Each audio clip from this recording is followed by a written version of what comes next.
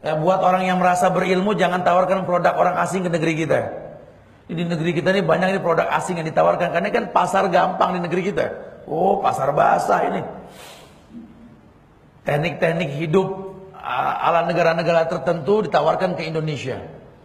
Ya, mulailah mengatasnamakan Islam. Yordan bikin produk, datang ke Indonesia tawarin produk Yordan. Mesir punya produk, tawarkan produk Mesir.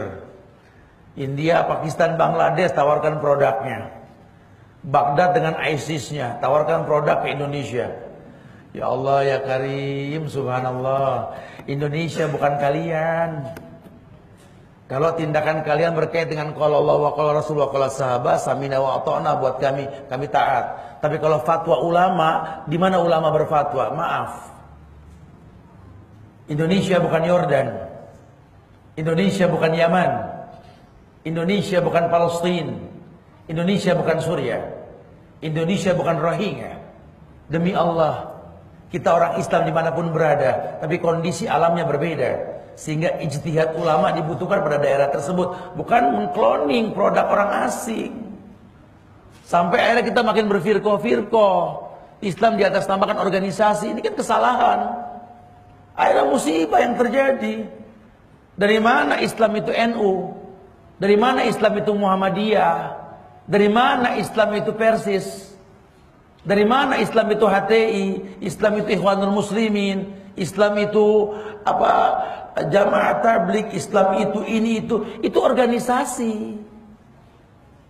Kalau Islam ya inna dina indallahil Islam. Pakai embel-embel.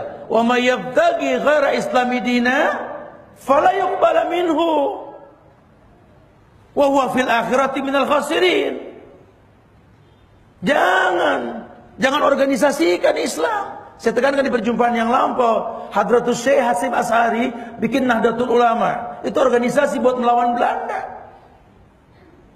Kiai Haji Ahmad Dahlan bikin Muhammadiyah buat melawan Belanda. Ahasan dengan Persisnya, Syekh Ahmad Surkati dengan Al-Irsyadnya, Asahal dengan Darussalamnya. Demi Allah, untuk melawan Belanda, kemarinya jadi agama. Ajib. Yang membuat kita terkotak-kotak, terombang-ambing, persis kayu kering di tengah badai.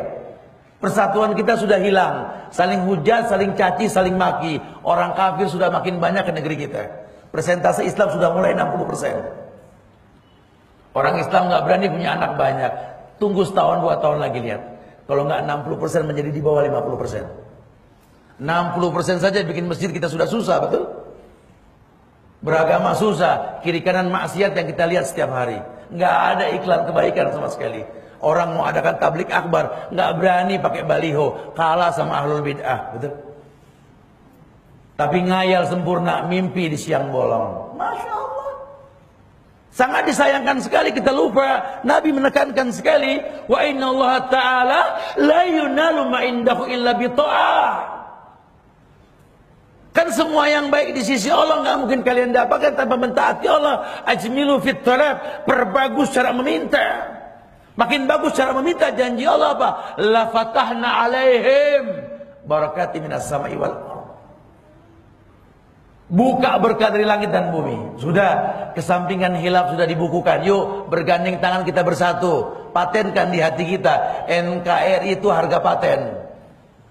Kuak sejarah tentang ulama-ulama yang ada di Indonesia. Ini ulama hebat semua. Harga diri anak bangsa tuh paham sejarah. Masya Allah.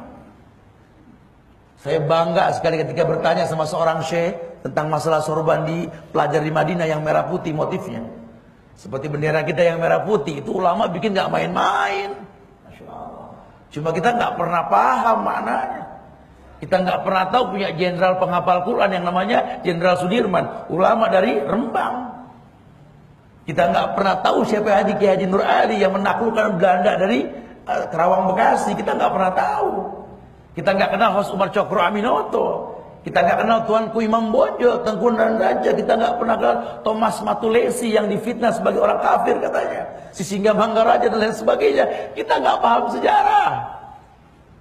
Kafir Belanda diusir karena tauhid di negeri ini. Sekarang dukun pasang iklan punya Instagram. Bahkan terang-terangan dukun di tengah-tengah apa? Jakarta di air Pancur HI itu pasang ruat dan lain sebagainya, aman. Mana Muslim? Ya, ini kan sangat disayangkan sekali. Udah saatnya kita kompak, kita bela negeri ini, bukan malah menghancurkan. Doakan pemimpin semoga diberikan hidayah. Kalau yang tua sudah dikasih tahu, buat sebuah generasi robbani untuk mendatangkan sebuah kebaikan, bukan membuat sebuah pemberontakan, bukan.